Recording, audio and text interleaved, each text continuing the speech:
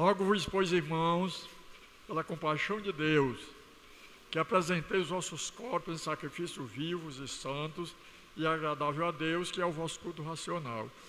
Não nos conformando com esse mundo, mas transformai-vos pela renovação da vossa mente, para que experimenteis qual seja a boa, perfeita e agradável vontade de Deus. Amém?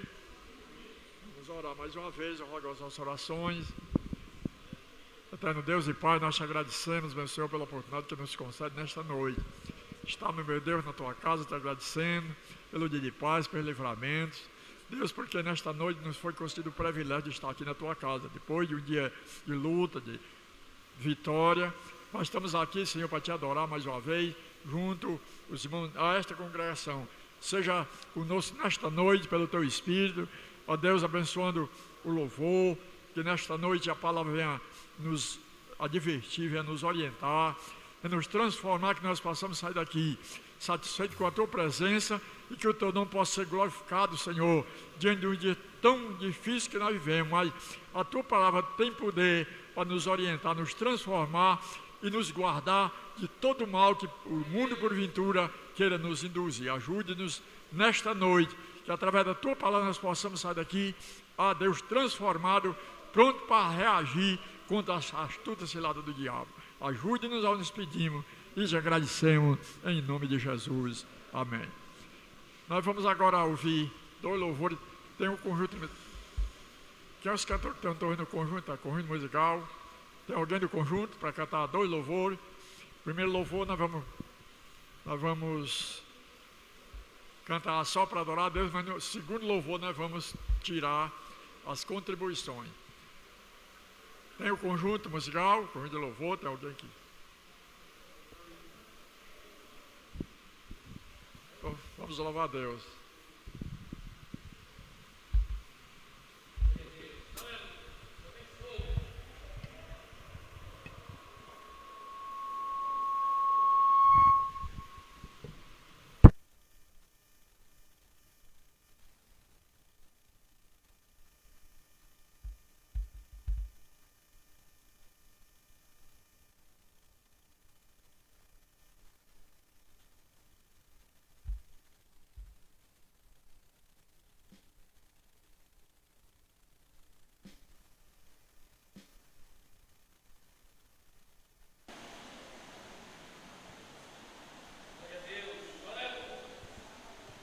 Glória a Deus, aleluia.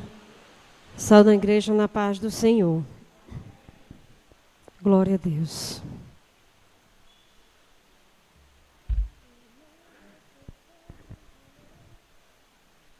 Glória a Deus.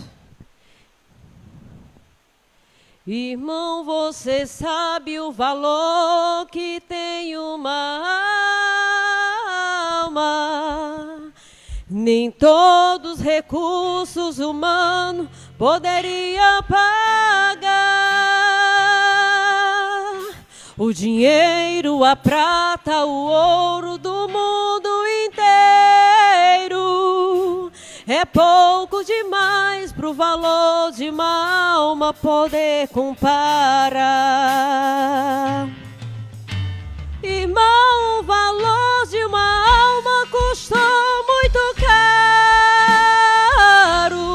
É necessário sentirmos por ela um imenso amor, zelando, ensinando e orando e às vezes chorando. Devemos buscar todas as almas que Jesus comprou. Irmão, quantas vezes tem alma ao seu lado chorando, sofrendo, gemendo com fardo pesado de dor. Se ela chegar a perecer, você é o culpado. Tenhas cuidado, porque uma alma tem muito valor. Irmão, o valor de uma alma custou muito caro.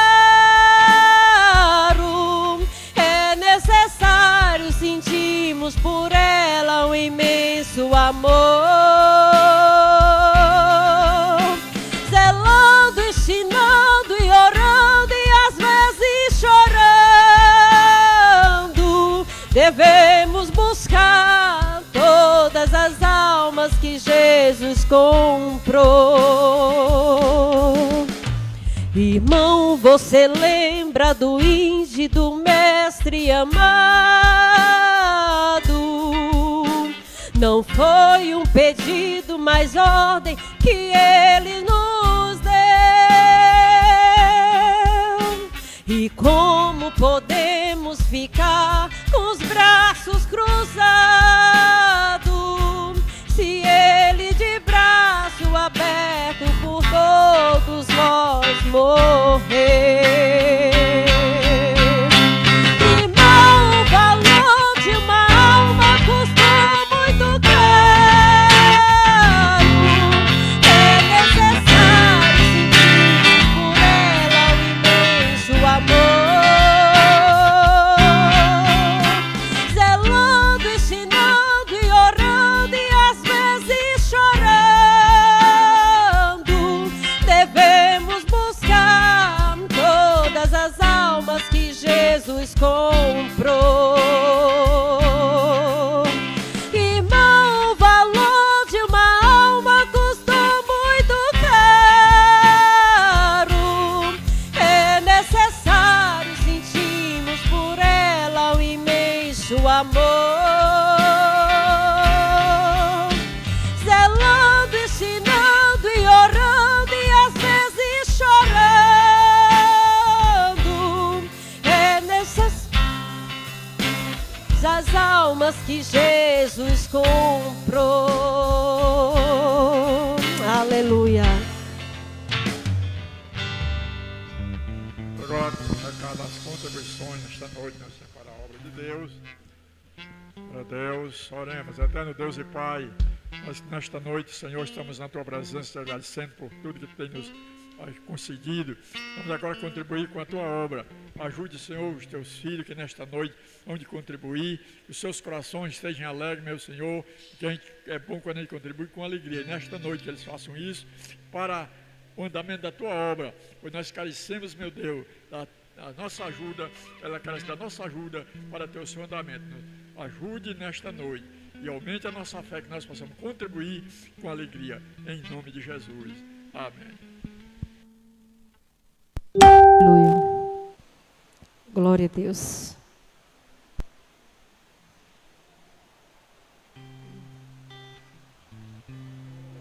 Aleluia.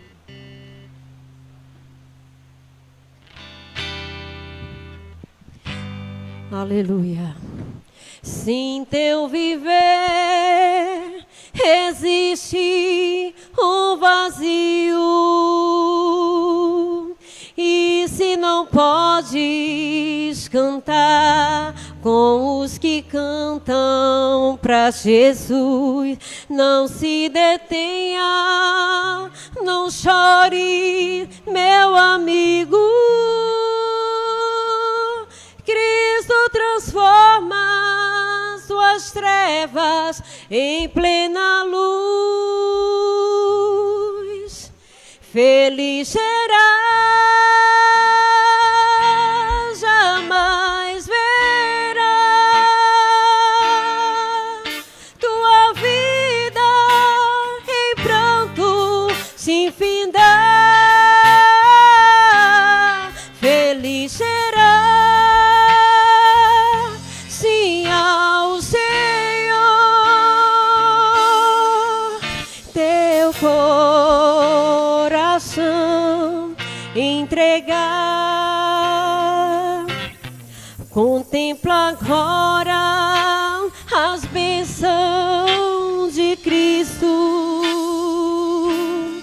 Cristo, aleluia, Deus. Transformar, sempre guiará os teus caminhos, e com amor ao céu te levará. Feliz será,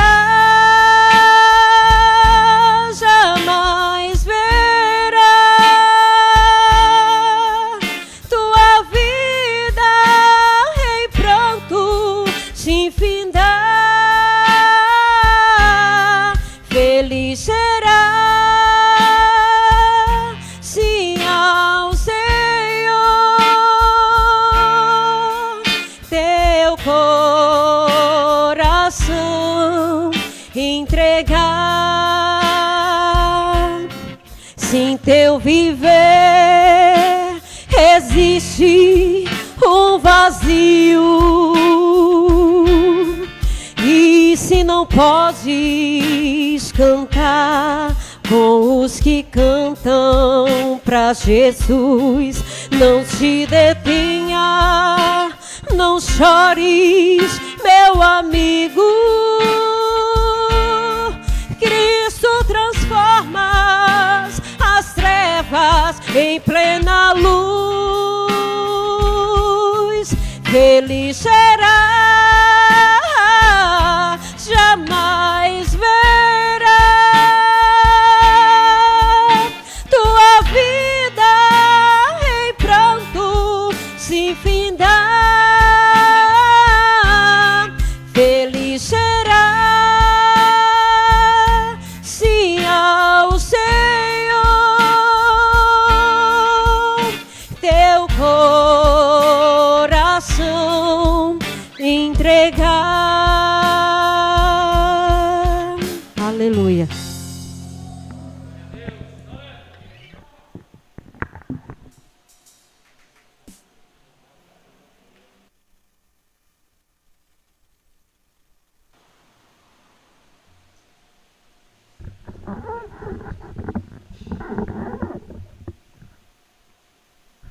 Glória a Deus.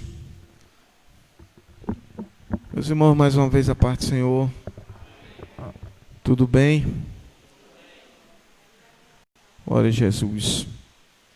Estou sentindo falta de muitos irmãos hoje.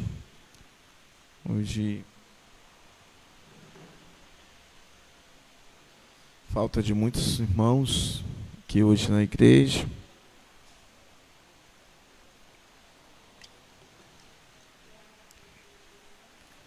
Em que não pode perder o ânimo, né, irmãos? Deixa eu ver quem é que está aqui no Zap, né? Amém, irmãos?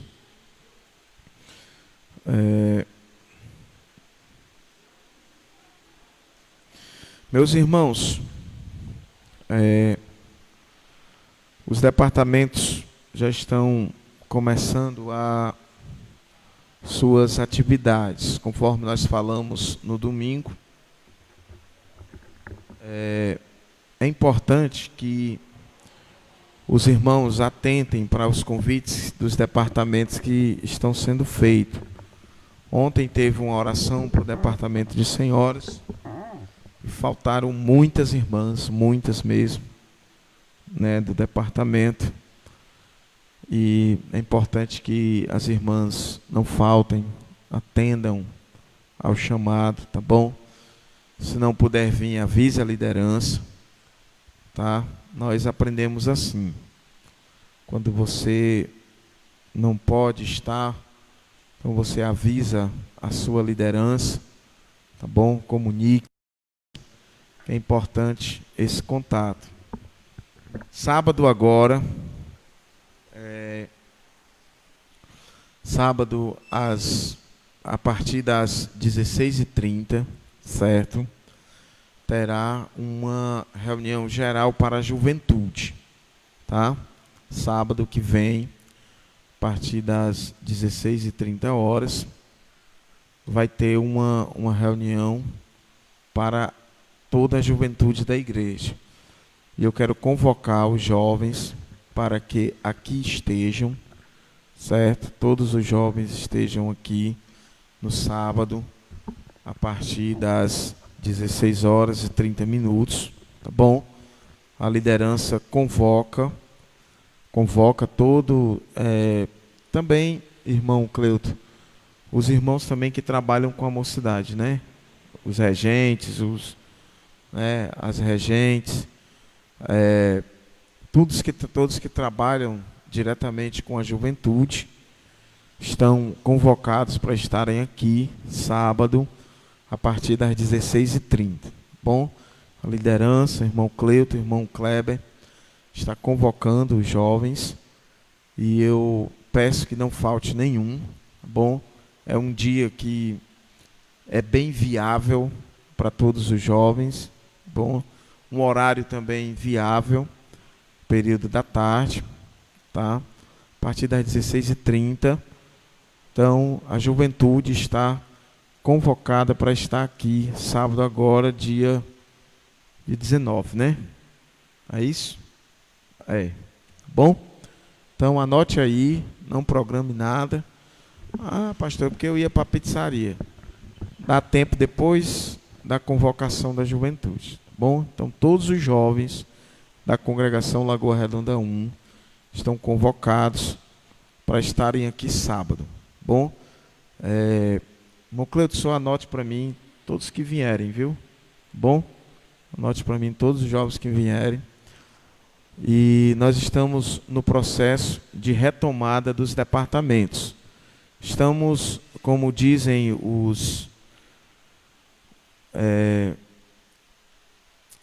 as pessoas, estamos no nosso novo normal, né? É um novo normal que estamos vivendo hoje. E para isso nós temos que se adequar. Bom? Então, já foi feito o primeiro passo com as senhoras, que foi ontem, tá? E aí, sábado agora será com a juventude, e depois a gente vai começar a reativar os ensaios. Já teve também uma reunião da Escola Bíblica Dominical, certo? De maneira que estamos prosseguindo, tá bom?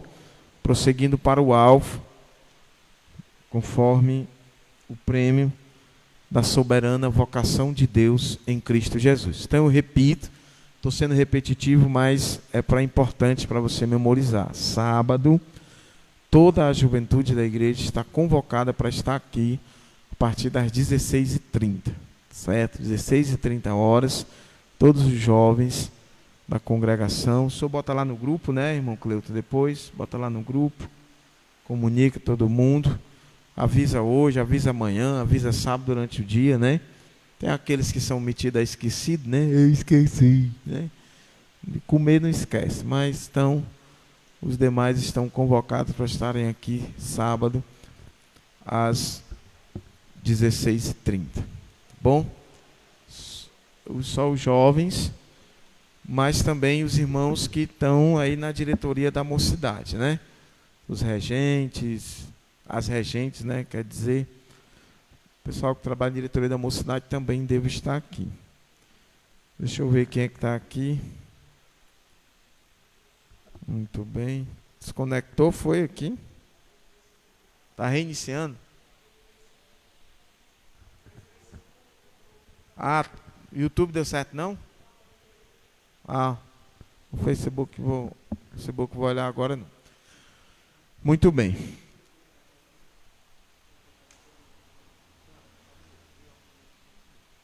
Meus irmãos, eu ia falar, esqueci. Esqueci mesmo. Depois a gente lembra, né?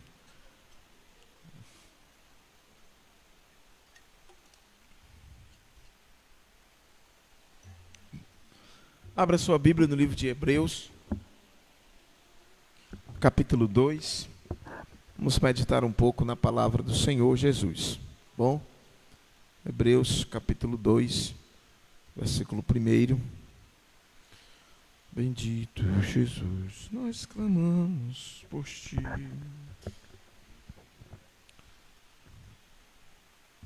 E aí nós só vamos reativar os departamentos para louvarem ou visitarem, coisa assim do tipo, depois que tiver todo esse processo aí que a liderança estará fazendo, tá bom?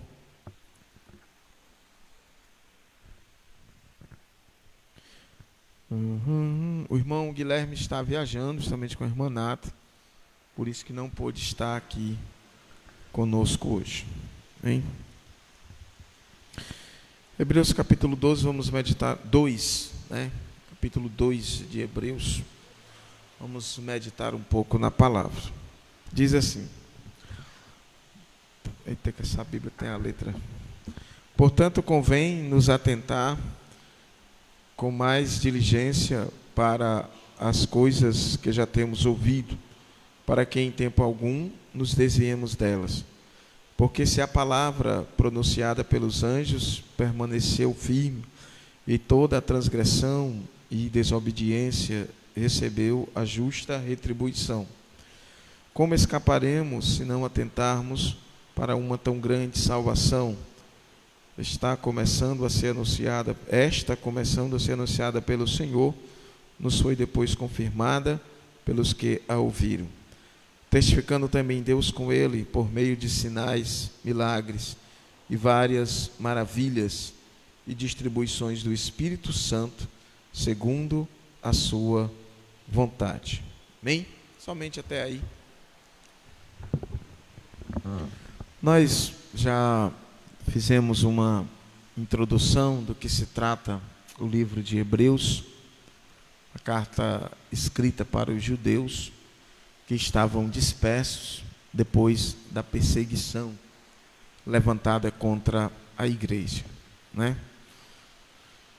Você pode se perguntar por que a igreja ela sempre passou por perseguições. A igreja sempre foi alvo das perseguições. Por que seria isso, né? E aí surgem diversos questionamentos, né? A igreja ela é a responsável pela coluna da verdade. A igreja, irmãos, é o único povo que afeta o inferno. O inferno, ele se incomoda com a igreja. A prova é tanta que quando Jesus lançou as bases da igreja, porque quem lançou as bases da igreja foi Jesus. Mateus capítulo 16, versículo 18. Nós já falamos sobre isso. Pedro, tu és pedra, e sobre esta pedra que sou eu edificarei a minha igreja, e as portas do inferno não prevalecerão contra ela. Tudo o que sai do inferno, irmãos, ele tem vertentes. Uma delas é para destruir a igreja. Por quê? Porque a igreja ela afeta os propósitos do inferno. O inferno ele tem 3 propósitos que a gente conhece muito bem: roubar, matar e destruir. E ele trabalha nisso 24 horas. É de lá que saem os projetos do inferno. Com isso, só tem um jeito de fazer, muitas vezes, seus projetos darem certo. É através da perseguição que se levanta contra a igreja do Senhor. Ela abala isso. Jesus mesmo, antes de partir, ele profetizou. Ele disse que a igreja seria alvo das perseguições. Quando não é uma perseguição violenta, é uma perseguição moral. É uma perseguição que coloca, diminui a importância da igreja verdadeira, né? Da igreja santa, da igreja que vai para o céu. E coloca a igreja em detrimento às outras organizações, às outras sociedades. Por quê? Porque a igreja, para eles, tem a ideia de um povo que é um povo que ofende o andamento do que eles projetam. A grande ideia é a seguinte, irmãos: por que se levanta a perseguição contra a igreja? Por uma simples palavra, por uma palavra que existe há muito tempo, uma palavra chamada não. A igreja, quando o mundo diz sim, a igreja diz não. É sempre o oposto. Se levantam os projetos que ofendem a família. Quem é que vai se manifestar contra? É a igreja. Se nós concordássemos com o mundo, podia construir templo um em cima do outro, que não caberiam. Podiam construir igreja um em cima dessa daqui, lá em cima ter outro pastor, ter 4 ali na frente, e aqui do lado podia encher. Podia encher a Maestro Lisboa toda, se nós só disséssemos sim. Se nós só disséssemos sim direto, não teriam templo para caber as pessoas que estariam lá. A diferença é que nós temos que dizer não ao pecado. Quando uma igreja vive dizendo sim para o mundo direto, ela perdeu a essência de igreja. Ela perdeu o caráter de instituição divina. Quando uma igreja ela começa a concordar com o mundo, ela não pode mais ser chamada de igreja. Não pode, porque ela não está vivendo o evangelho. E evangelho significa notícias novas. Quando você sair para pregar o evangelho para alguém, você tem que pregar uma realidade diferente do que a pessoa está vivendo. Porque o evangelho é um poder transformador, irmão. Ele vai mostrar que tem algo diferente além daquilo que ele está vivendo. O evangelho significa notícias novas, boas novas. A própria Bíblia dá o significado de evangelho. Na sua origem, evangelion, que vem lá do... Deixa isso para lá, não precisa disso não. Certo? Não precisa se preocupar com essas coisas, vem disso, vem daquilo, não precisa não, vamos, deixa para lá. Certo? Mas é a origem dela que vai dizer boas novas. E quando se prega o evangelho, tem que ser diferente daquilo que a pessoa está vivendo. É por isso que crente tem que ser diferente. Porque se o crente for igual ao mundo, não tem resultado espiritual, não tem resultado de santidade, irmãos. Quando uma igreja, irmãos, se comporta igual ao mundo, ela não tem mais autoridade espiritual contra o inferno, e o inferno não se preocupa mais com ela. É importante que se entenda isso. O inferno ele só se preocupa com igrejas que pregam a verdade, com igrejas que realmente amam a palavra. E quando prega a verdade, pode ter certeza de uma coisa: se você é igreja, se você é igreja do Senhor, de algum modo você vai sofrer perseguições. De algum modo. Você já viu aquelas pessoas que dizem assim: se tem um povo que eu não gosto é de crente. Não gosto de crente, meu irmão. O povinho sem noção das coisas. Por quê? Porque diminuem a presença da igreja. Mas nós temos que entender uma coisa, irmãos. Por mais que a igreja seja ridicularizada, você tem que entender uma coisa muito interessante. Lá no livro de Gálatas está escrito assim, o Israel de Deus. O que significa o Israel de Deus?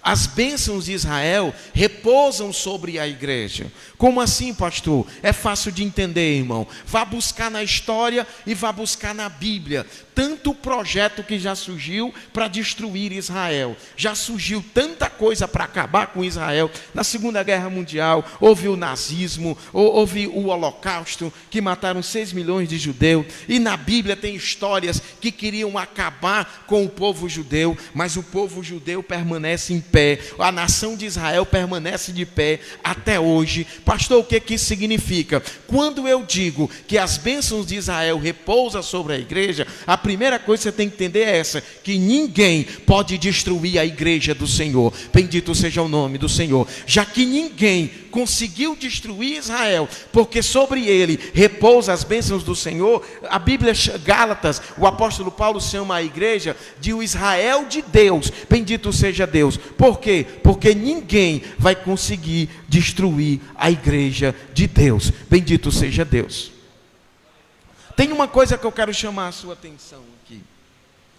O tempo que a carta de Hebreus foi escrita foi um tempo de ferrenha perseguição. Mas não era pouca, não. Não era pouca. Certo? E eu vou dizer uma coisa para você aqui que talvez você fique pasmo. Talvez sua mente dê um nó no que vou dizer aqui. Quando a gente vai pesquisar o contexto da história do livro de Hebreus, sabe o que eles diziam?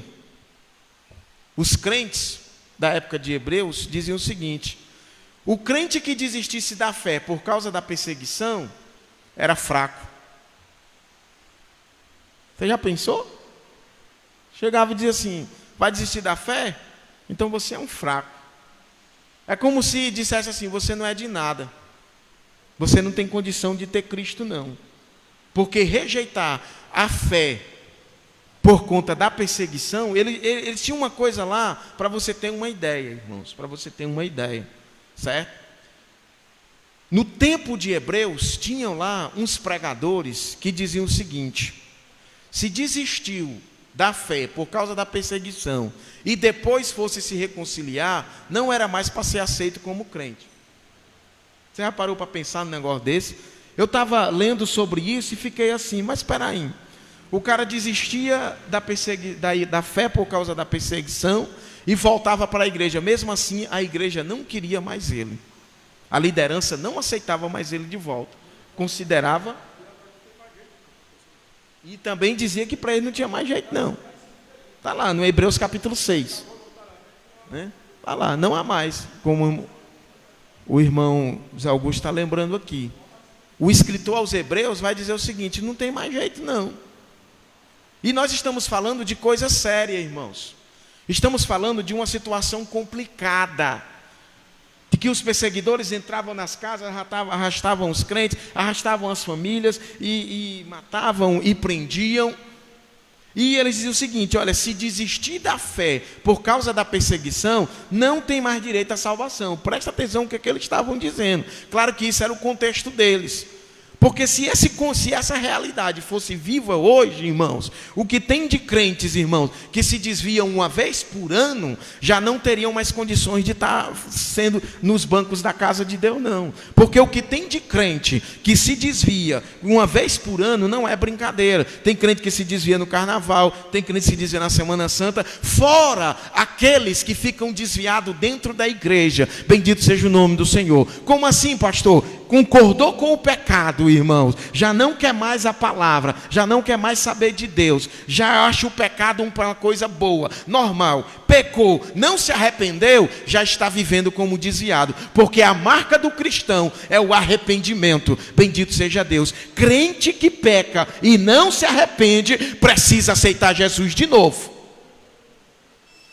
Pecou, não se arrependeu, tem que aceitar Jesus novamente.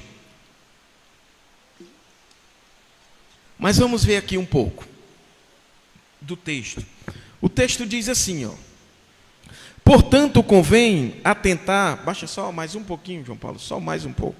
Portanto convém atentar com mais diligência para as coisas que temos ouvido. O que é atentar com diligência, irmãos? É observar, ponto por ponto, coisa por coisa.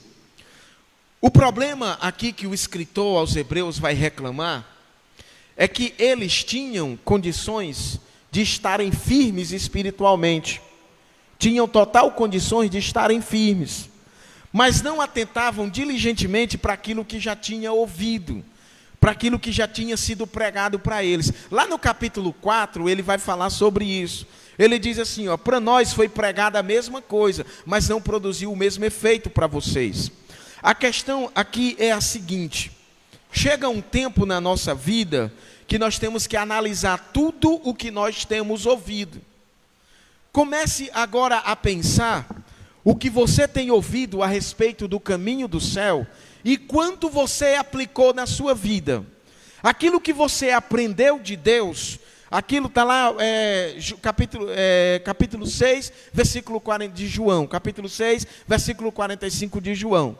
Lá está escrito assim, ó: está escrito nos profetas, e todos serão ensinados por Deus, e todo aquele que ouviu e aprendeu do Pai vem a mim. Está lá escrito, Evangelho de João, capítulo 6, versículo 45. Todos serão ensinados por Deus, certo? Aquilo que você tem ouvido, aprendido sobre o caminho do céu, quantos por cento nós temos aplicado na nossa vida espiritual? Quanto por cento a gente deixou de lado ao longo da carreira, ao longo do caminho para o céu? Porque, irmãos, aprendam uma coisa, certo? Nós só temos uma finalidade: ser salvo. A nossa finalidade é essa. Isso significa o caminho do céu. Para entrar no caminho do céu, tem que desenvolver a fé. A fé, ela não pode regredir, ela não pode ir para trás, ela tem que aumentar.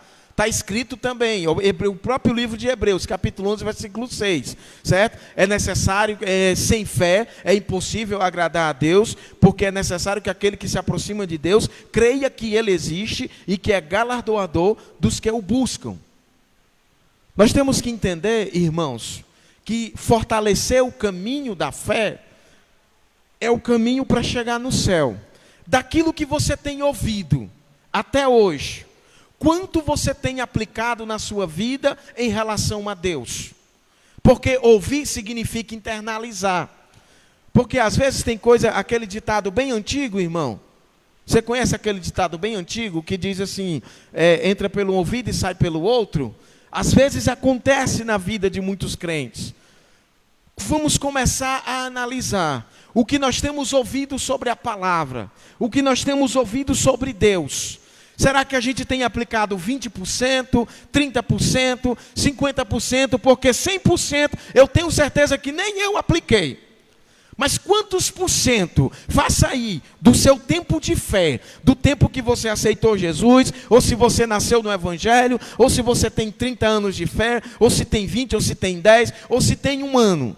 Tudo aquilo que você aprendeu, que você tem ouvido, você tem observado, porque os hebreus aqui, eles tiveram a oportunidade, irmão, de ouvir pregações dos apóstolos. O que eu estou falando para você aqui, irmão, é um nível diferente de pregação, porque os apóstolos conviveram com Jesus, era diferente, irmão. Olha, a coisa está tão, eu estava vendo hoje, que já inventaram um negócio chamado neuropregação. Para você ter uma ideia de que como nunca se viu na história da humanidade, tá? Uma coisa tão séria em ganhar dinheiro com pregação. Já tem curso pregador eficaz, curso de neuropregação. Sabe o que significa neuropregação? Eu preciso entender isso. Eu estava lendo sobre isso, eu digo, isso aqui é coisa de doido. A neuropregação significa alcançar o cérebro da pessoa. Está lá. Já tem um especialista, irmão Zé Augusto, que vai lhe ensinar a alcançar o cérebro seu. Isso é coisa complicada. Isso é complicado. A lavagem cerebral, isso daí. É a neuropregação, é um curso de neuropregação. Você vai lá aprender que você vai alcançar o cérebro da pessoa. Mas eu aprendi na palavra que a palavra tem que estar no coração. Bendito seja o nome do Senhor. Está lá. Guardei a tua palavra no meu coração para não pecar contra ti.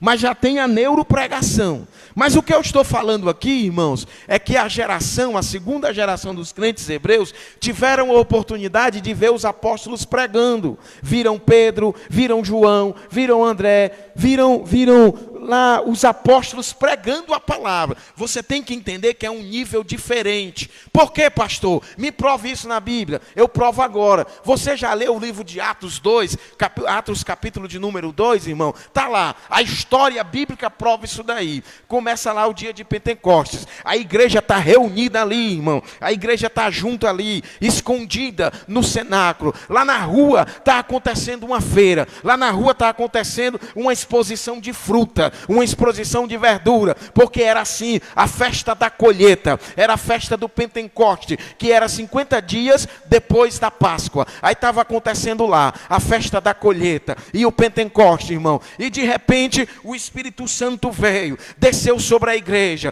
aí de repente veio todo mundo para a porta da igreja. Aí quem é que se levanta para pregar, irmão? Atos capítulo 2, irmão, e depois vai lá o capítulo 3 de novo, aí vai lá, olha o início da pregação lá.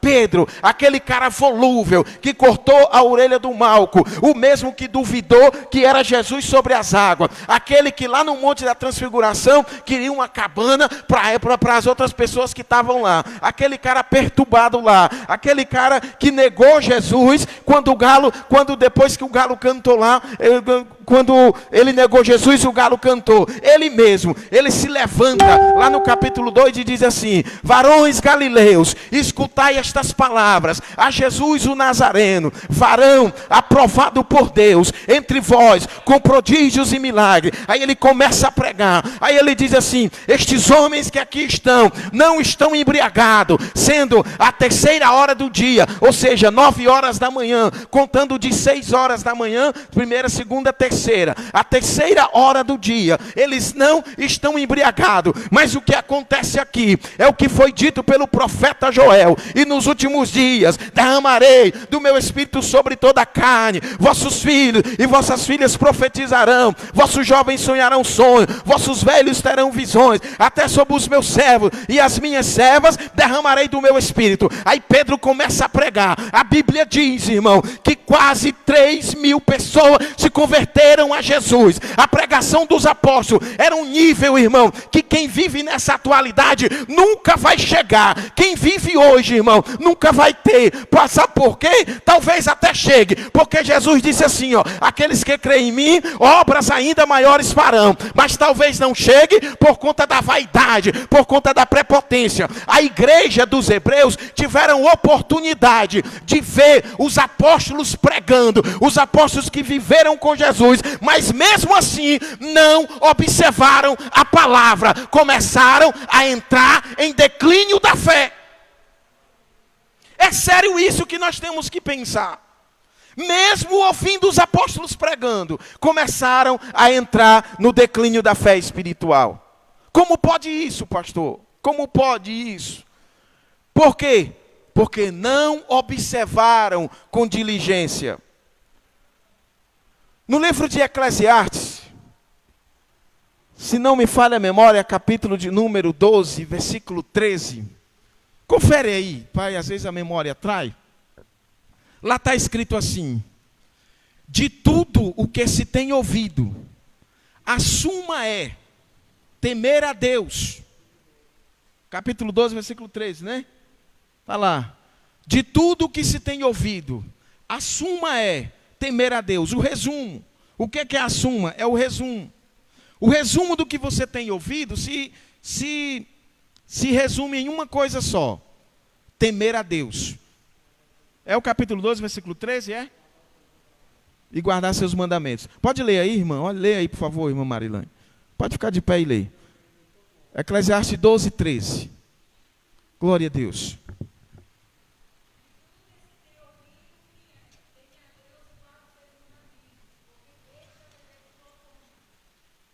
Obrigado. Olhe para cá. Tudo o que você tem ouvido a respeito de Deus, certo? Resuma tudo em quê? Temer a Deus. Quando o homem deixa de temer a Deus, ele está desprezando o que ele ouviu. Ele está desprezando tudo o que ele ouviu a respeito de Deus. Ele vai ficando longe do caminho do céu. Certo? O que você tem ouvido? Sabe o que eu quero? Tá do mesmo jeito, né? Trouxemos, levamos um amplificador para consertar, voltou. Tá do mesmo jeito. Misericórdia. Vamos orar. Tem que levar de novo. Bem, irmãos, preste atenção. Tudo o que você tem ouvido a respeito de Deus, certo? Resume em uma coisa: temer a Deus. Continuar temendo a Ele. E obedecer os seus mandamentos, certo? Vamos começar a pensar agora. Você já teve experiências profundas com Deus? Você já teve experiências inigualáveis com Deus? Já? Você já teve experiências com Deus, daquelas as quais você ficou assim estarrecido e ficou parando, meditando sobre aquilo e começou a viver diferente? E começou a viver de uma forma mais espiritual? Comece a pensar aí na sua mente agora. Se você já teve uma experiência tão profunda com Deus, que foi capaz de impactar a sua alma. Você já teve uma experiência única e pessoal com Deus, que foi capaz de mudar a sua história, de mudar a sua vida? Dessas que marcam, que você vive 500 anos e se lembra disso? Você já deve ter tido isso. Eu sei que a sua memória está trabalhando agora.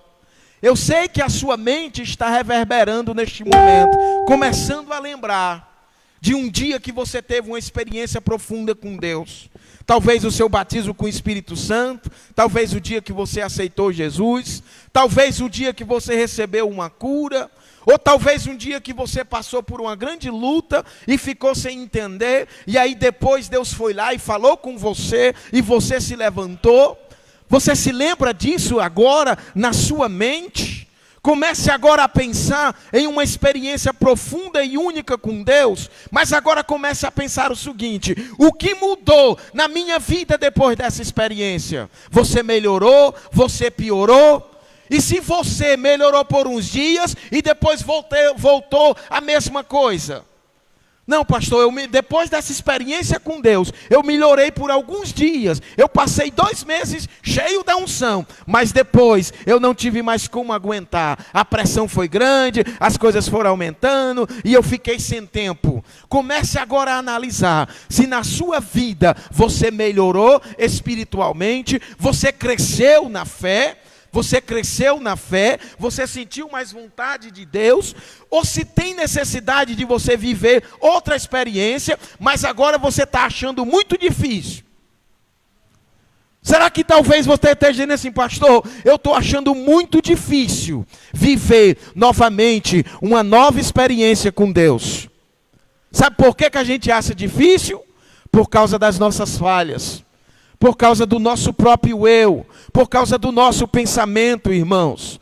Mas olha, eu tenho uma proposta diferente para você aqui hoje. Escute o que Deus está falando nessa mensagem tão simples e tão direta aqui. Deus manda dizer aqui nessa noite que quer fazer você viver novas experiências com Deus, ou igual, ou melhor do que aquelas que você já viveu. Bendito seja o nome do Senhor. Deixa de colocar as tuas falhas em evidência. Sabe por quê? Porque você vai começar a olhar só para elas e começa a dizer o seguinte: eu não posso, mas o Senhor pode. Eu não sei, mas o Senhor sabe. Eu dependo dele, eu preciso dele, e eu preciso viver algo diferente daquilo que eu já vivi. Bendito seja Deus. Deus está falando aqui nessa noite. Essa palavra tem endereço certo aqui. Que Deus está querendo dizer o seguinte: escuta, homem de Deus, escuta, mulher de Deus, escute, homem, mulher, filho, filha. Deus está dizendo o seguinte: eu quero fazer você viver algo diferente, algo melhor, uma experiência igual. Comece a se lembrar algo pentecostal que você viveu. Deus quer fazer você sentir novamente a partir de hoje.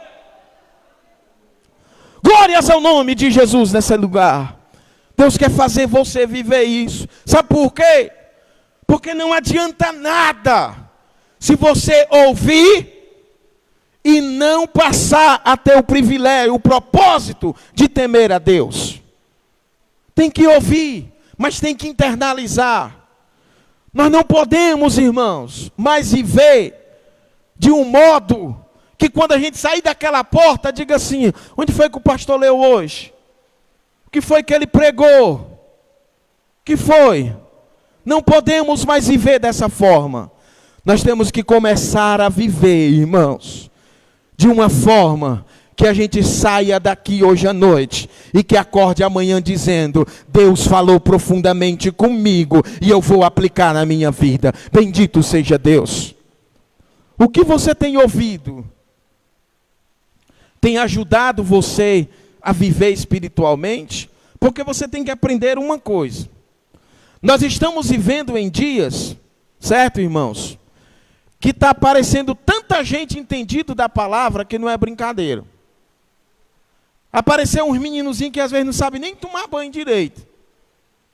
Ainda não sabe nem, mas já é entendido, já vai dar conselho para todo mundo. Igual o exemplo que eu dei aqui. Fiz o casamento do rapaz. 6 meses de casamento, ele chegou para mim e disse: pastor, eu já entendo tudo de casamento, eu tenho uma fórmula. Eu disse: tá, quanto tempo tu casou? 6. Tem experiência medonha, né? É, pastor, eu aqui consigo compreender meu casamento aqui, e eu consigo até ensinar quem precisa. É mesmo? É? Pois vem cá. Está vendo aquele irmão ali? Tô. Irmão Honorato. Acho que o irmão Zé Augusto conhece. Pronto. O irmão Honorato tem 55 anos de casamento. Certo? Vai lá, dá umas aulas para ele. Não, pastor, aí é demais. Mas vá. Vá. Você não entende tudo. Você não já sabe de tudo. Vá lá, rapaz. Não, pastor, eu quis dizer assim, que nesses 6 meses eu já tenho muita coisa para ensinar. Tem não. Acabou a sua experiência ali, ó. Nem eu chego perto ali, nem eu. Nem eu, com 17 anos de casamento, não vou chegar. É 17, filho? É isso mesmo. É 17. É 17? Ou é 18? 17, pronto. Nem eu, com 17 anos de casamento, vou chegar perto dele. Monorato, 55 anos de casamento. Lá, né? Aí eu vou chegar lá para ele, irmão, Monorato, deixa eu contar aqui minhas experiências. Eu não sou doido não, irmão. Sabe o que eu estou querendo dizer? Nós estamos vivendo em dias, irmãos, que está cheio de gente que é altamente entendido da Bíblia, mas não é crente. Cuidado. Aí. Irmão Zé Augusto viveu quase 60 anos de casamento. Olhe para cá. Está cheio de gente que é metido a entendido da Bíblia, mas não é crente. Aí são instrutores de youtuber, né? Mas não aprendeu. Chega lá no seu trabalho, nunca falou com você, mas quando descobre que você é crente, aí vai lá. Ei, vamos aqui, vamos formar um grupo aqui, deixa eu te ensinar aqui umas coisas. Né? E aí começa a encher a sua mente de abrobinha. Aí quando você vai procurar essas pessoas, irmãos, não vão para a escola dominical, não vão para as orações, entendendo? Não participam de evangelismo, não são pessoas submissas, mas são ensinadores. Cuidado, são aquilo que a Bíblia chama de falsos mestres. Uma vez numa escola que eu trabalhava, tinha uma filha de um pregador que era minha aluna.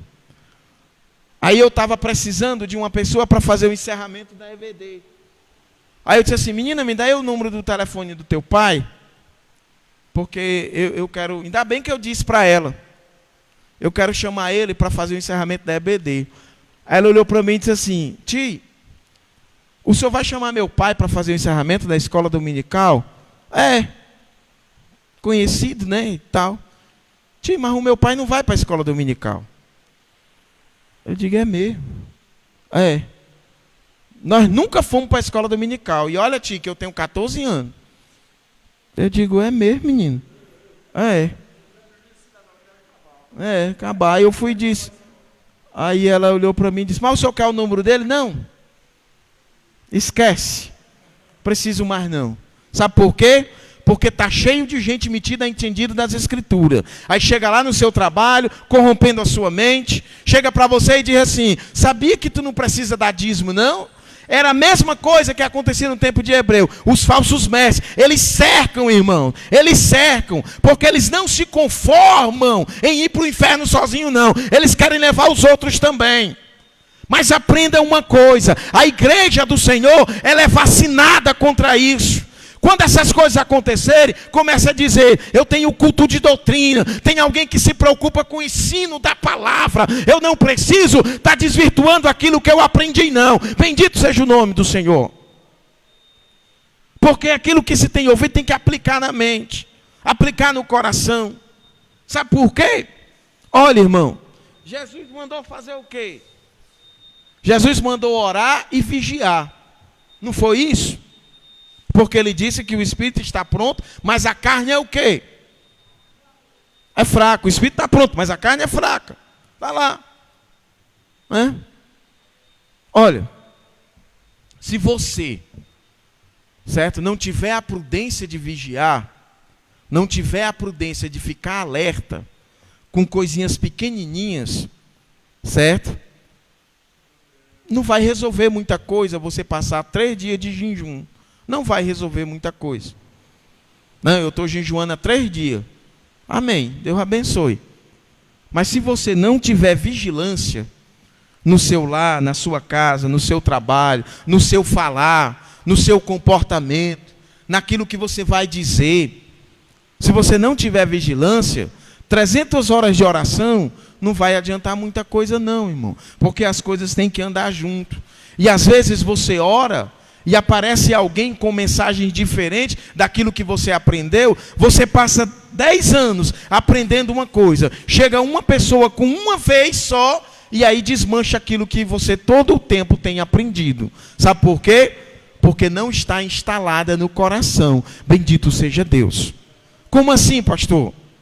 Como assim? A gente escuta na igreja. A aprovação é difícil. A gente escuta testemunhos, irmão, de pessoas que passaram pela aprovação. A gente escuta testemunho de pessoas que sofreram. A gente ouve pregações. Tem louvores que diz lá. Tem até um louvor que diz assim: estás na prova, é grande a luta e o sofrimento. A maioria dos louvores hoje, atuais, falam sobre prova. Sim ou não?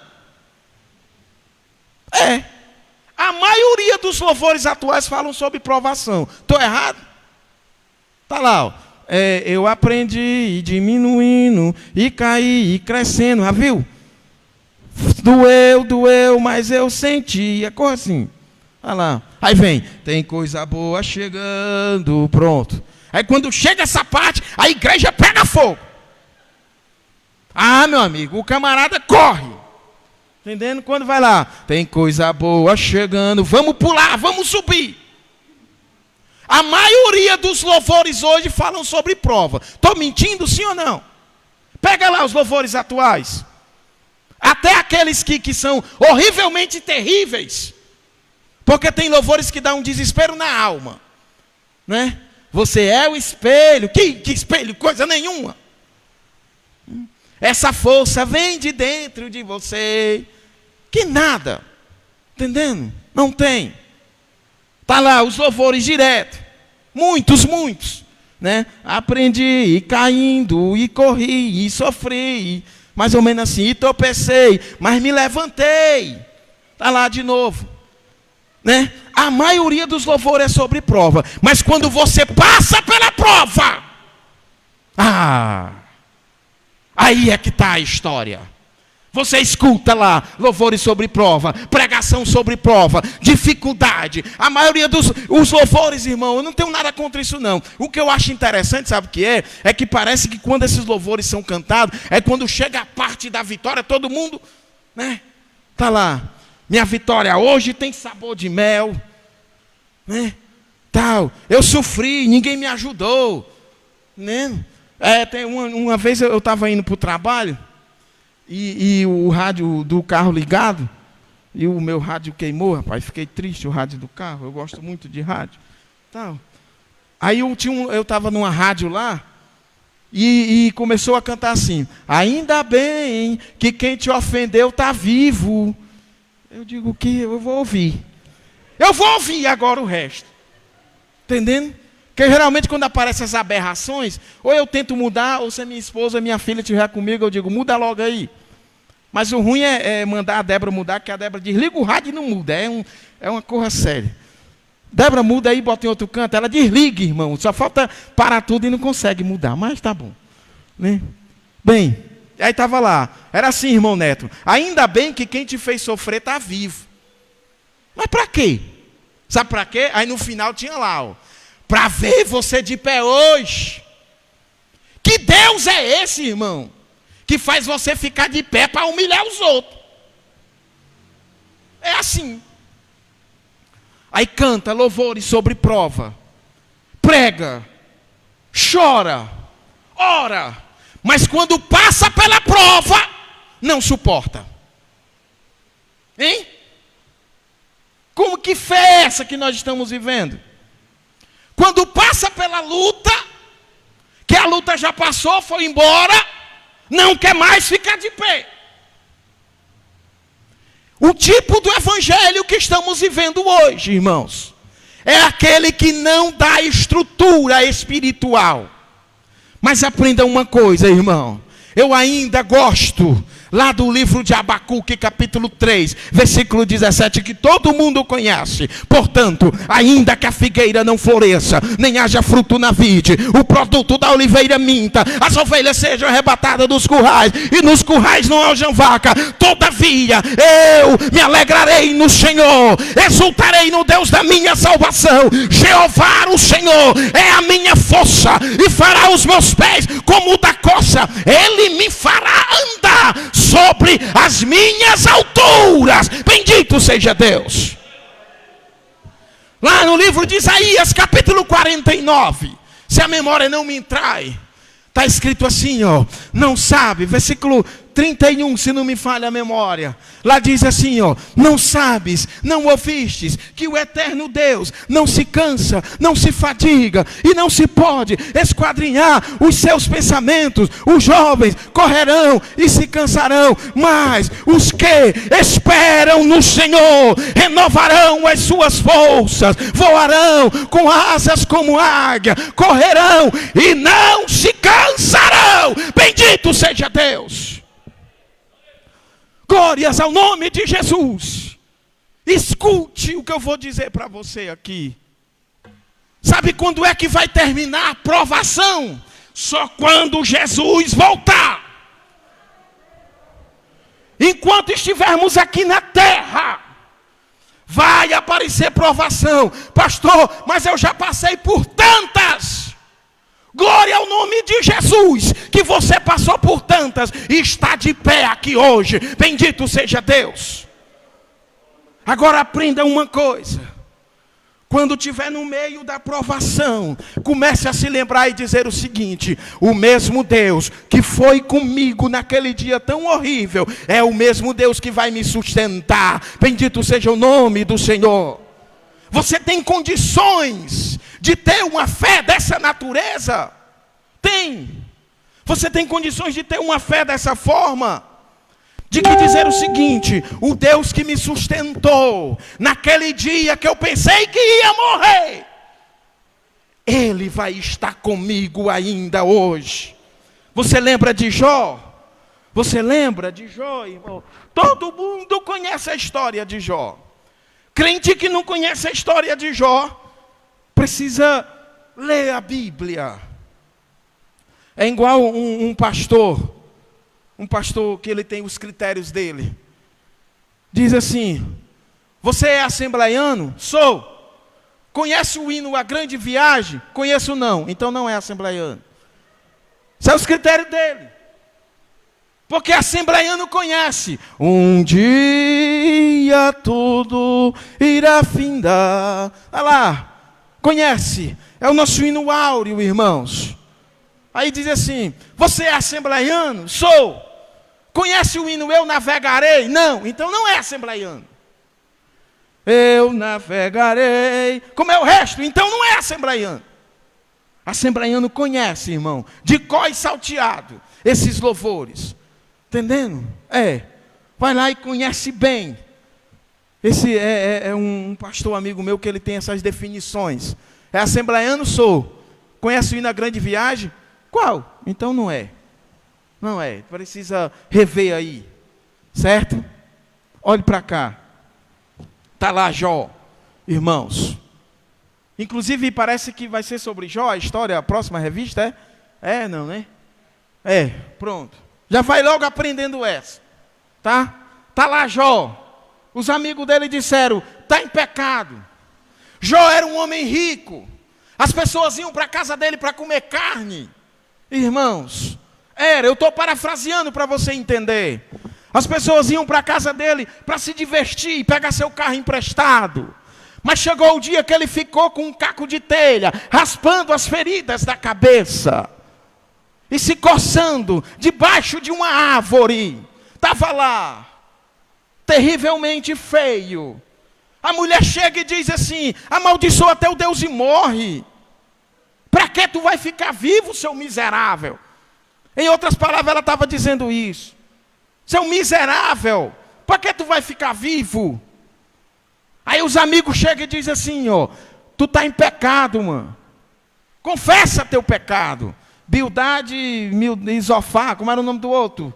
Esqueci, Bildade alguma coisa aí. Os amigos dele. Aí lá no capítulo 19, no versículo 25 de Jó, depois você lê, irmão. Eu gosto desse texto. Eu gosto de pensar que Jó disse assim, ó, rapaz, não tem ninguém por mim. Não tem ninguém por mim. Minha mulher quer que eu morra. Claro que ela perdeu os filhos também. Tá lá. Meus amigos dizem que eu estou em pecado. E ninguém vem aqui perto de mim. Aí o capítulo 19, 25 diz assim, ó. Eu sei que o meu Redentor vive e que por fim se levantará sobre a terra. E depois de consumida a minha pele, ainda da minha carne, eu verei a Deus. Eu verei por mim mesmo. Deus me faz lembrar de Jonas, irmão. Você lembra de Jonas, irmão? Tá lá. Preste atenção que eu vou dizer para você aqui. Jonas era filho de profeta. Eu entendo pelo que estudei e pelo que busquei, que filho de profeta conhecia as escrituras. Ele era filho de um homem chamado Amitai. E Jonas, irmão, entendia da palavra. Aí Deus chega para ele e diz assim, Jonas, vem cá, vai lá na cidade de Nínive. Vou não. Aí ele diz que vai, mas pega o navio, vai para Tarse. Lá no meio vem o tumulto, irmão. Ele é jogado no meio do mar. Bendito seja o nome do Senhor. Aí de repente, irmão, lá no ventre do peixe, ele se lembra o seguinte, irmão. Ele se lembra de Deus. A oração mais profunda da Bíblia. Ele se lembra e começa a orar. E no meio da sua oração, lá no capítulo 2, ele diz assim, eu ainda verei a Deus. Eu ainda verei a Deus. Bendito seja o nome do Senhor. Sabe o que eu quero dizer com isso, irmão? Eu quero dizer o seguinte, ó, né, parafraseando para você entender. Jonas estava dizendo assim, ó, eu pequei contra Deus, eu desobedeci, eu conheço a palavra, eu tentei enganar Deus, mas Deus poupou a minha vida. Significa dizer o seguinte, que se Deus poupou a minha vida, Ele ainda tem propósito no meu viver, e eu vou aproveitar o propósito dEle para mim. Bendito seja Deus. Livro de Salmo, capítulo 118. Agora o versículo eu não lembro. Depois você procura aí. Acho que é o versículo 18 mesmo. Diz assim, ó. O Senhor castigou-me muito, mas não me entregou à morte. Acho que é o versículo 18 mesmo. 118 e 18. Talvez eu esteja trocando aí alguma coisa. Glórias ao nome de Jesus.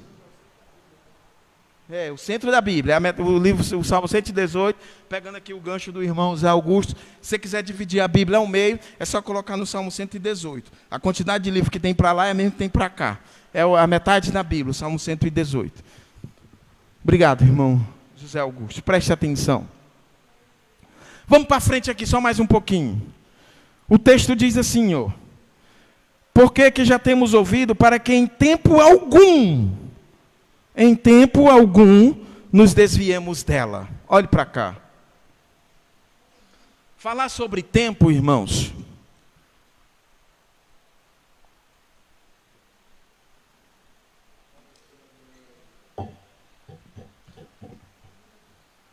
Preste atenção.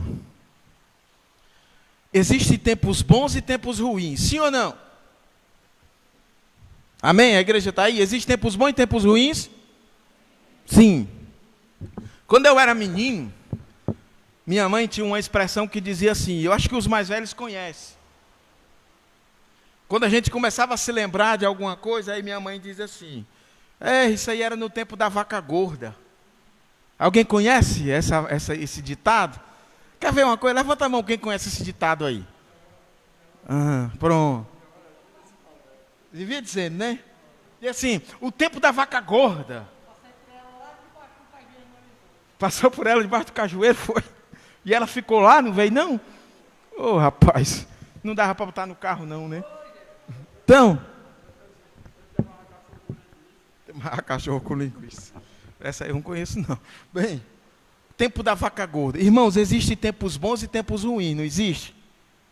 Tempos que a coisa complica, mas também tem tempos bons. Tem tempos que as coisas estão favoráveis. Alegria, alivia um pouco. Mas tem tempo que a coisa está difícil. Irmão. Agora olhe para cá. Eu estou falando de uma situação, como é que eu posso dizer, financeira. Tem tempo bom e tempo ruim, né? Tal.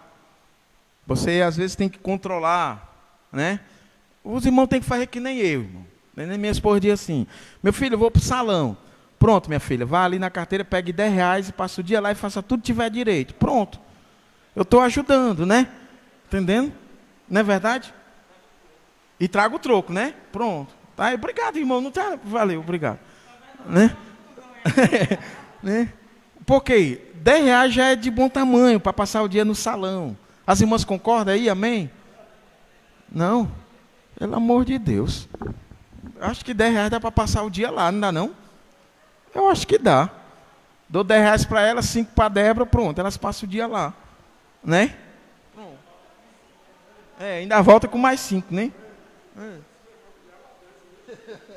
A despesa é essa, né? Tá? Já disse para os irmãos. Minha esposa uma vez chegou para mim e disse assim: amor, eu preciso fazer um alisamento. Eu digo: minha filha, todo mês tem alisamento aqui, tu ainda quer outro, né? Todo mês a gente recebe o salário e alisa, aí ela quer fazer outro alisamento. Aí eu para onde? Você inventa cada coisa, né? Se saber o que é alisamento. Entendeu? Uma vez a menina estava dizendo assim: eu preciso fazer uma balaiagem. Eu digo: eu preciso saber o que é isso. Eu preciso. Vai se saber o que é balaiagem, meu. Eu sei o que é balaio. Aquele balaio de carregar banana, é aqueles? Bota aqui, né? Mas vai se saber o que é balaiagem mesmo. Não diga não. Deixa para lá, né? Mas presta atenção. Mas existe balaiagem? Existe? Existe mais não? Hein? As irmãs que entendem aí, balaiagem existe? Não existe, né? Tem mais não?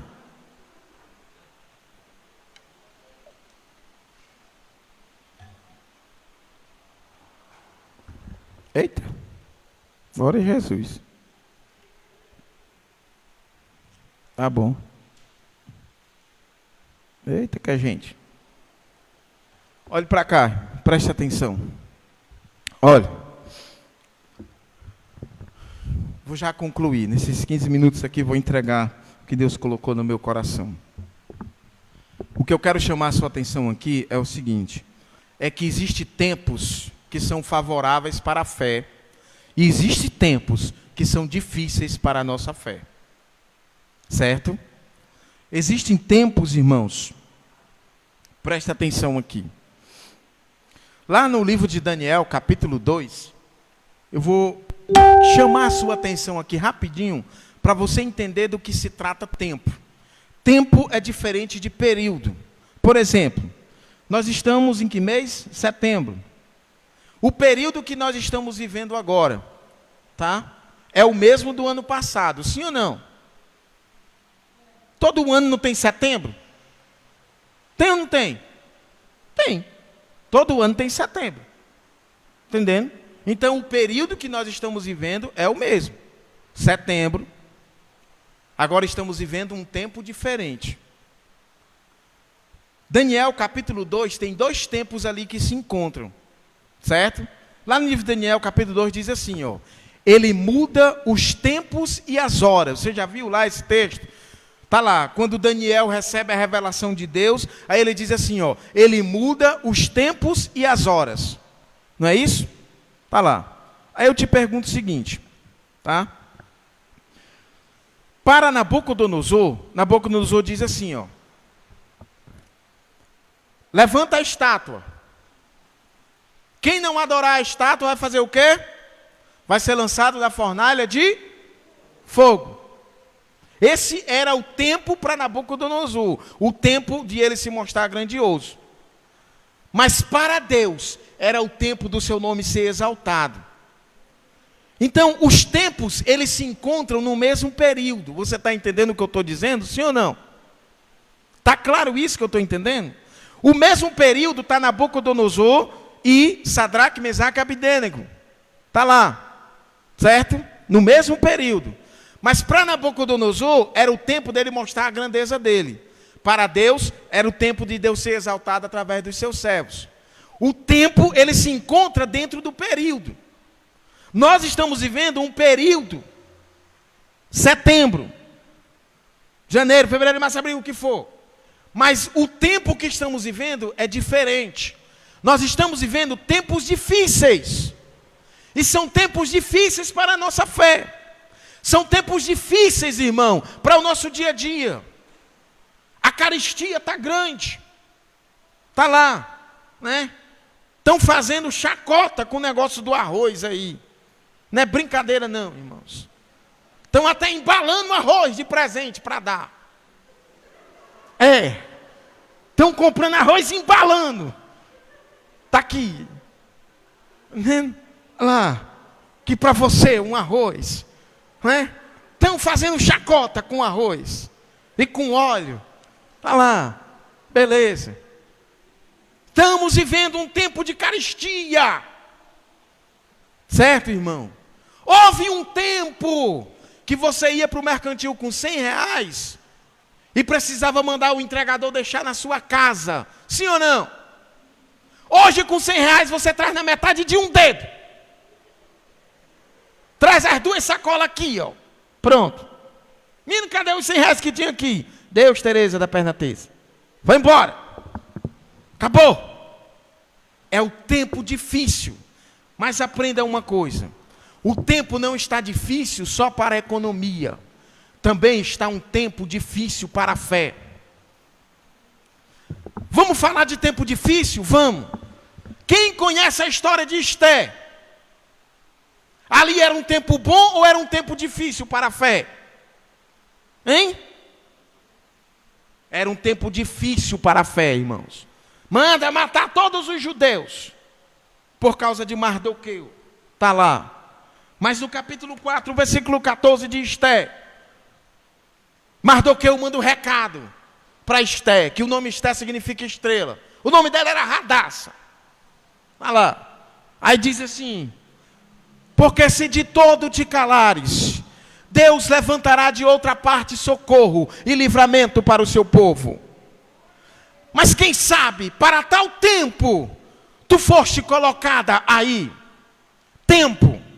O tempo que Esté vivia era um tempo difícil.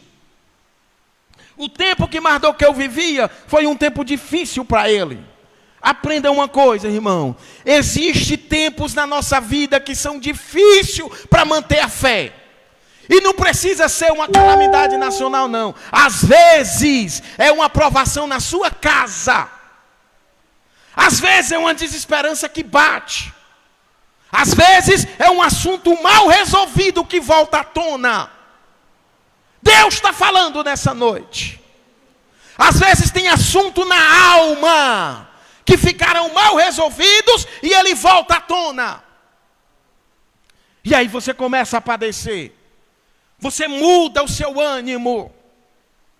São os tempos difíceis que vêm para a fé.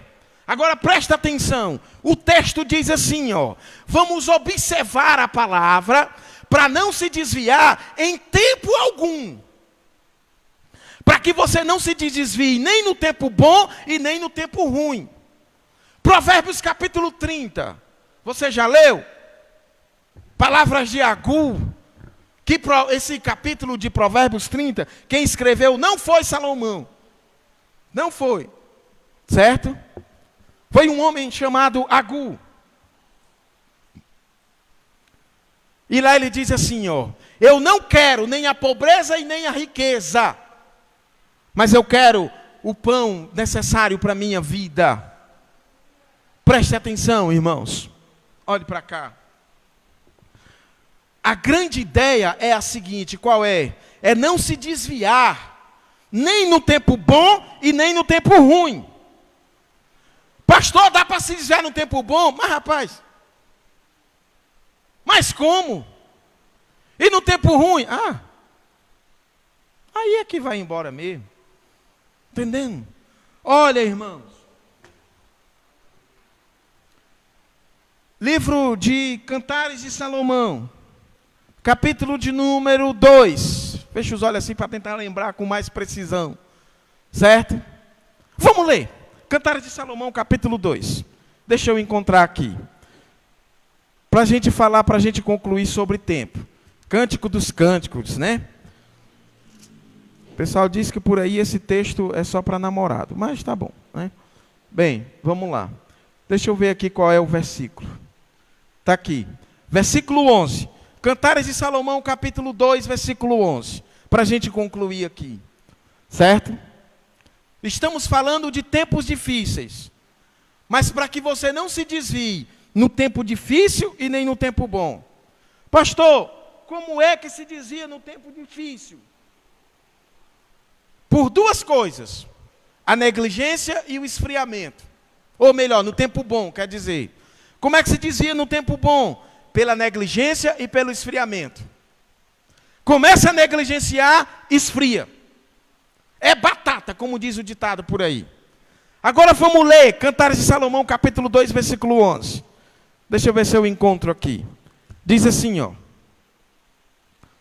Porque eis que passou o inverno, a chuva cessou e se foi, apareceu as flores na terra, o tempo, fica aqui rapaz, o tempo de cantar chegou, e a voz da rola se ouve em nossa terra. A figueira já deu seus figuinhos, e as vides em flor exalam seu aroma. Levanta-te, minha amada, formosa, minha, e vem. Vamos lá, para a gente concluir aqui. Você já ouviu, conhece a cantora Creuza Ferreira? Quem conhece aqui? Pronto, aqui. Mais alguém? Não? Depois procura esse louvor. A grande luta que passei. Conhece o Eunice? Em minha vida, desperta, querida minha, e vem cantar comigo também, tá? Hoje convido a minha alma para cantar. É bom esse louvor, irmão. Você deve ouvir esse louvor. Alguém sabe dizer se a irmã Creuza Ferreira é viva ainda? Acho que deva ser, né? Desperta, querida minha, e vem. Canta, não tá, quando ela canta assim, não está chamando namorada, não. Chamando a alma, viu? Vigia. Bem, irmãos, o inverno já passou e a chuva também cessou. Olhe para cá. Recapitulando assim na sua mente. Na Bíblia, inverno representa tempo de frieza. O que é que a gente faz mais no inverno? Não tem vontade de ficar em casa, sim ou não? No inverno a gente não tem vontade de ficar bem aconchegadozinho, em 500 lençóis? Inverno significa frieza, irmão. O tempo do frio.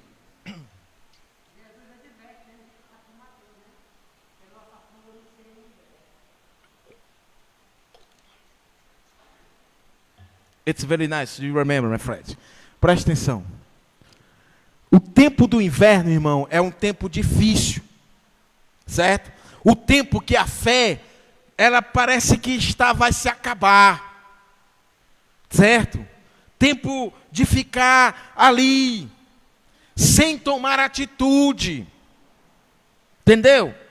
Você já viu aquelas pessoas que acordam de manhã, arrependido de não ter morrido de madrugada? Já viu gente assim? Entendendo? Todo mundo alegre, feliz, e ele arrependido. Eu estou vivo, eu não acredito.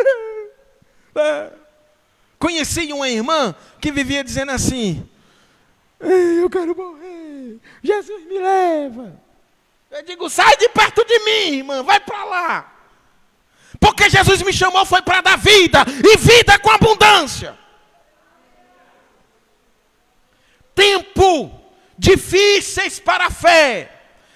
Estamos vivendo e ainda estão por vir. Mas o texto aqui de Cantares de Salomão, ele diz assim, passou o inverno, a chuva também se foi, chegou o tempo de cantar, bendito seja o nome do Senhor. Você não pode viver direto do inverno, tem que sair para pegar o verão também, bendito seja Deus. Deus está dizendo aqui nessa noite, chegou o tempo de cantar, bendito seja Deus. Saia da frieza espiritual, saia da mermice. Deus está falando nessa noite. Deus está dizendo o seguinte: não se desvie, nem no tempo bom, nem no tempo ruim. Permaneça firme, permaneça de pé. Glórias ao nome de Jesus nessa noite. Está aqui o texto. Claro que aqui Salomão está escrevendo para a sunamita. Tá? Vem, minha amada, vamos cantar. O inverno já passou. O tempo de ficar em casa já passou. Passou 5 meses aí. Deus está falando aqui nessa noite. O tempo de ficar aconchegado em casa passou. Aleluia! O texto diz assim, ó: já se ouve a voz da rola, os passarinhos cantam, irmão, no verão. Os figos já estão brotando. Você sabe o que significa figo na Bíblia? Sei não, pastor. Sabe não? Figo na Bíblia significa cura. Me prove isso, pastor, agora. Isaías capítulo 38. Ezequias bota o que na úlcera? O que era? Uma pasta de figos. Figo na Bíblia representa a cura.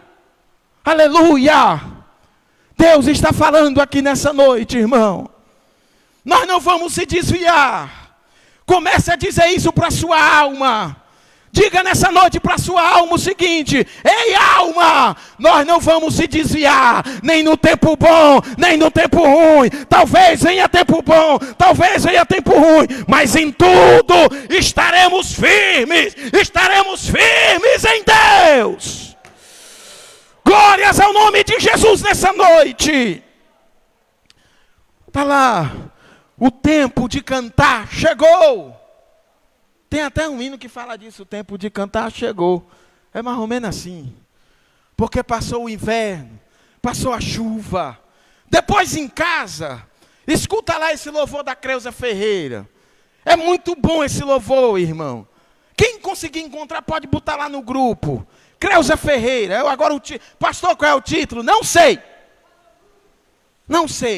Eu sei que o hino é assim, ó: a grande luta que passei em minha vida, recebi forças para em Jesus continuar. Aí depois ela diz: hoje convido a minha alma para cantar. Ela não está convidando outra pessoa, está convidando a alma dela. Aí diz assim, ó: desperta, querida minha, e vem cantar comigo também. As flores começam a brotar. É mais ou menos assim. Já faz eu tenho 38 anos, já faz uns 50 que eu não escuto esse hino. Para você ter uma ideia aí, irmão. Aleluia. Preste atenção. Deus está falando nessa noite. Saia do inverno. Comece a viver experiências novas com Deus a partir de hoje, irmão.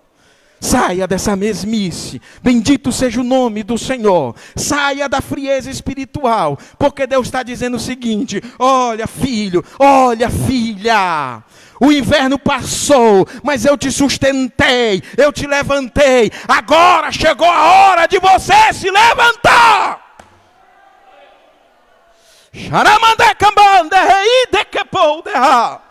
Glória! Glória ao nome de Jesus nessa noite. Eu estou sentindo Deus agindo aqui nesse lugar, irmão. Eu estou sentindo Deus acabando com o inverno na vida de muitos crentes. Crentes aqui que estavam vivendo um tempo difícil. Vai passar. Eu não estou falando de dinheiro, não. Eu estou falando de experiência com Deus. Bendito seja Deus.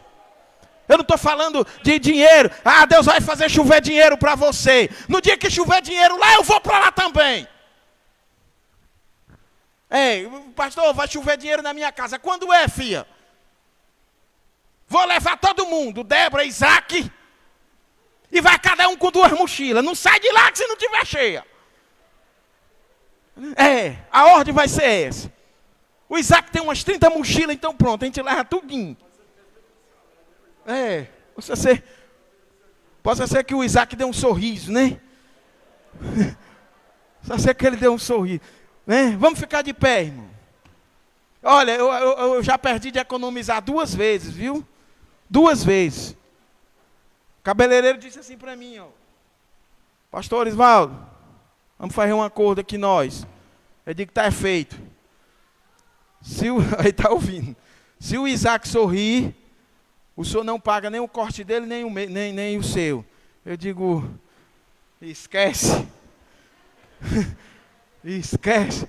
Não, pastor, vamos ver aqui. Eu digo, não vai, mano.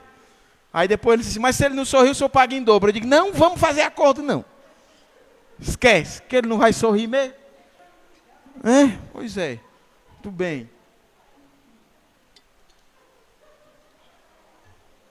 Irmão Raimundinho, pega o microfone aqui para ele aqui, o João Paulo.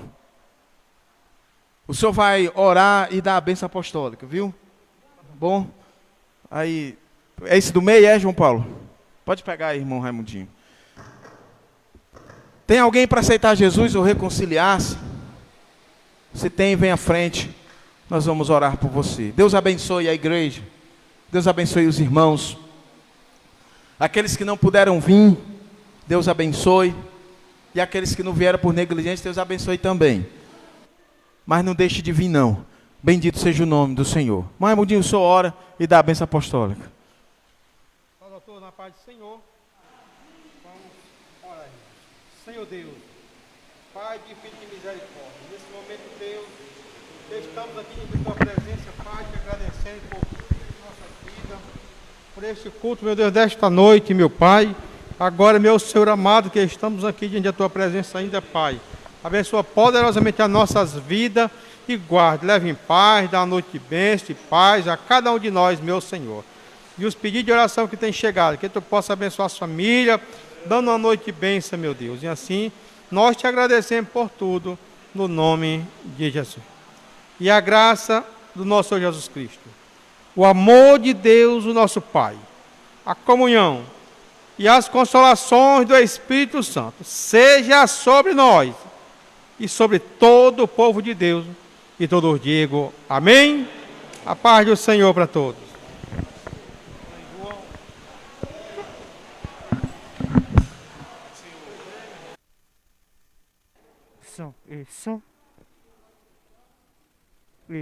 Isso. E aí, cara?